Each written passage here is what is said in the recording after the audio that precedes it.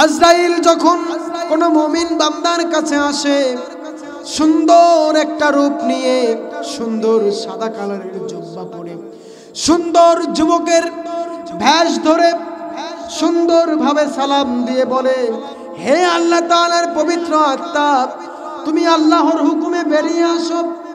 আল্লাহর হুকুমে কি আসো? বেরিয়ে আসো। আল্লাহর হুকুমে তুমি বেরিয়ে আসো। সুন্দর করে স্মুথলি তার জানটা কবজ করে। আর যে দুনিয়াতে নাফরমানি করেছে, টেন্ডারবাজি করেছে, চাঁদাবাজি করেছে, অন্যের হক মেরে খেয়েছে, তার জীবন কিভাবে কবজ করবে জানার প্রয়োজন আছে না নাই?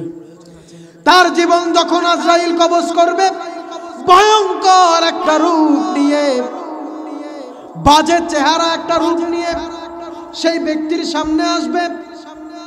এমন দুর্গন্ধ থাকবে তার শরীর দিয়ে, যেটা সহ্য করার মতো না। দুর্গন্ধযুক্ত বাজে চেহারা, ভয়ঙ্কর চেহারা নিয়ে সেই নাফরমান বান্দার কাছে এসে বলবে, এ শয়তান, এ মুনাফিক, তুই বেরিয়ে আয়। তুই কি আয়? হাদিসের মধ্যে আসছে, যখন কোন নাফরমান বান্দার জান কবজ করা হয়, যখন কোন নাফরমান বান্দার জান কবজ করা হয়, জীবিত ছাগলের চামড়া উল্টা দিকে টান দিয়ে ছিঁড়লে যেমন কষ্ট অনুভব হয়, একজন মুনাফিক, একজন মুশরিকের জীবন যখন কবজ করে তার চাইতেও বেশি কষ্ট হয়।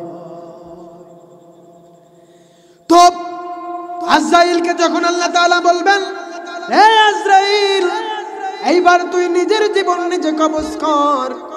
আজরাইল বলবে, হে আল্লাহ তাআলা, এতদিন মানুষের জীবন কবজ করেছি, এখন আমার নিজের জীবন কবজ করতে হবে, নিজের জান নিজের কবজ করতে হবে। বিশ্ব নবী বলেছেন, আজরাইল যখন নিজের জীবন নিজে কবজ করে, এত আওয়াজ হবে, তখন এত বিকট আওয়াজ হবে যে কিয়ামতের ময়দান শুরু হওয়ার জন্য যে ইসরাফিল সিংহায় ফুঁক দিয়েছিল, যদি সেই সিংহায় ফুঁক না দেয়া লাগতো, যদি আজরাইল নিজের জীবন কবজ করত, সেই বিকট আওয়াজে নতুন করে আর কিয়ামতের ডাক দেয়া লাগতো না। সেই বিকট আওয়াজ এত ভয়ঙ্কর হবে, কিয়ামত এমনিতেই সংঘটিত হয়ে যেত। এত ভয়ঙ্কর হবে। আজরাইল নিজের জীবন নিজে কবজ করবে।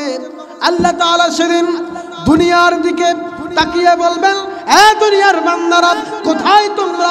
জানা দুনিয়াতে থাকতে নাফরমানি করেছো, টেন্ডারবাজি করেছো, চাঁদাবাজি করেছো, অবৈধভাবে বিদেশে টাকা পাচার করেছো, অবৈধভাবে ক্ষমতায় থেকেছো, যারা অবৈধভাবে মানুষের ধন সম্পদ লুট করে খেয়েছো, যারা রডের বদলে বাঁশ দিয়েছো, কোথায় তোমরা?